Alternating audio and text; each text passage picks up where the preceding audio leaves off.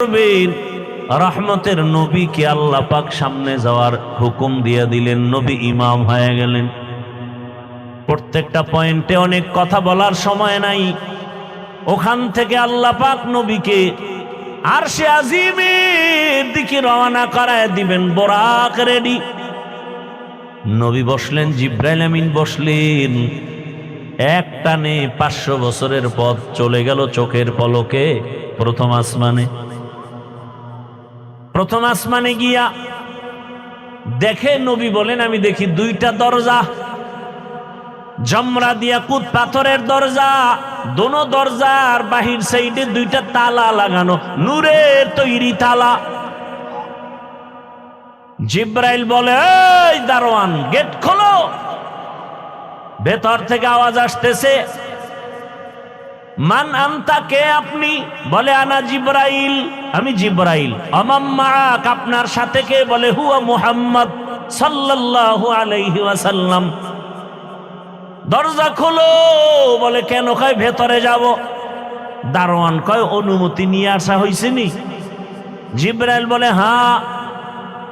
দারোয়ান বলে চাবি তো আমার হাতে নাই, চাবি তো রহমতের রসুলের হাতে, চাবি তো ইসমে আজম, বিসমিল্লাহ বলবে তো তালা খুলে যাবে। নবী বললেন আমি বিসমিল্লাহ বলা মাত্র দোনোটা নূরের তালা খুলে গেল। ভেতরে ঢুকলাম। নবী বলেন প্রত্যেক আসমানে 2টা করে দরজা আছে। এক দরজা দিয়া বান্দার আমল আরশে আজিমে যায়, আর এক দরজা দিয়া আমার মাওলা বান্দার জন্য রিজিক পাঠায়। আল্লাহ রিজিক পাঠায় এক দরজা দিয়া, আর এক দরজা দিয়া বান্দার আমল চলে যায়। নবীজি বলেন আমি ঢুকলাম, ঘুরে ঘুরে ঘুরে ঘুরে দেখলাম। এরপরে আবার উপরে গেলাম, মহাশূন্য। এরপর 2য় আসমান, সেখানেও 2 দরজা, নূরের তালা। এখানেও জিব্রাইল অনুমতি চাইল। এভাবে করতে করতে 7ম আসমানে চলে গেলাম। 7ম আসমানে গিয়ে দেখি একটা নূরের ঘর, যাকে বলে বাইতুল মামুর। 70,000 রহমতের ফেরেশতারা তাওয়াফ করে। একবার যারা সুযোগ পাবে, কিয়ামতের আগে আর সুযোগ নাই। আমি ওখান থেকে আর উপরে গেলাম সিদরাতুল মুনতাহা। রাতের অল্প সময় একটা বড়ই গাছ, তেলের ড্রামের মতো এক একটা বড়ই, আর হাতির কানের মতো এক একটা পাতা, কালকেলাল। নবী বলেন ওখান থেকে এবার জিব্রাইল আলাদা, আল্লাহ আলাদা বোরাক পাঠাইছেন, আর আলাদা একটা বাহন পাঠাইলেন রফরফ নামের। ওখান থেকে আবার সফর শুরু। যাইতেছি যাইতেছি, কত পানি, কত আগুনের স্তর পারায়া যাইতে যাইতে যাইতে যাইতে অনেক উপরে যাইতেছি, অনেক।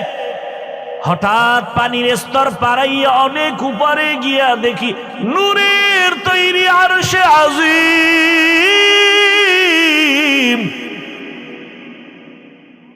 আমি ওখানে গিয়া জুতা খুলতে শুরু করলাম। হঠাৎ করে আওয়াজ আসতেছে, রহমতের নবী জুতা পরে ঢুকেন, আপনার জুতার ধুলি নেওয়ার জন্য আরশ অপেক্ষায় আছে। রহমতের নবী ঢুকলেন। আরশে আজিম 8 জন ফেরেশতারা কাঁধে নিয়ে দাঁড়ানো। ওদের পা হলো 7 জমিনের নিচে। ওই ফেরেশতারা জানে না তাদের কাঁধে কি আছে। আরশে আজিমের উপরে হলো আমার আল্লাহর আসন, কুরসি। ওয়াসিআ কুরসিয়ুহুস সামাওয়াতি ওয়াল আরদ। রহমতের নবী ঘুরে ঘুরে দেখতেছেন আল্লাহ পাকের আসন ওই কুদরতের কুরসির চতুর্দিকে 70,000 নূরের পর্দা লাগানো। আমার নবীকে ভেতরে নিয়ে আল্লাহ কথা বলার জন্য আহ্বান করলেন।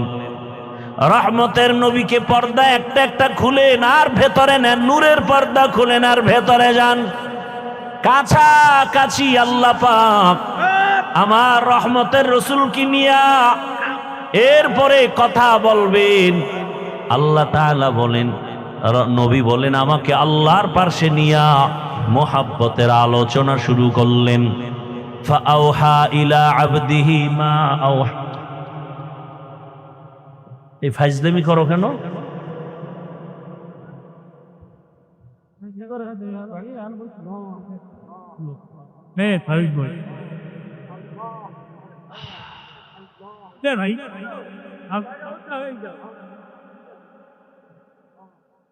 ইশক মোহাব্বত ভালো, সম্মান ভালো, আবেগ দিয়া বেয়াদবি করা ভালো না। মাইক টাইনে লইয়া যাওয়া, সুমা দেওয়া, এডি বেয়াদবি, এডি ইশক না, এটা কন্ট্রোল করতে হবে।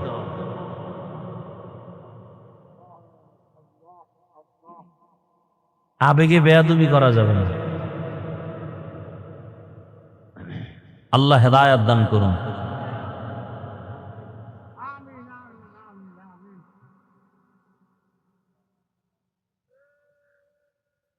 আল্লাহ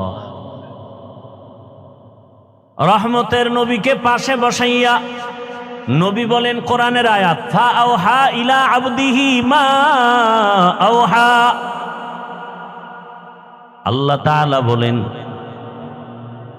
আমি রসুলকে মনের মতো কথা বললাম।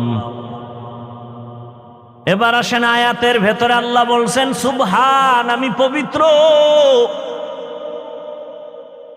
আল্লাহ তো সব সময় পবিত্র। মেরাজের ঘটনা বয়ান করতে গিয়া পবিত্র শব্দ বললেন কেন? মুফাসসিরিনে কেরাম বলেন মানুষ অনেকে কল্পনা করে এটা কেমনে সম্ভব, কেমনে সম্ভব, কেমনে সম্ভব। আল্লাহ বলেন তোমার সব প্রশ্ন থেকে আমি পবিত্র, আমি সুবহানের দ্বারা সম্ভব। দুনিয়ার সবাই বলে অসম্ভব, সুবহান তার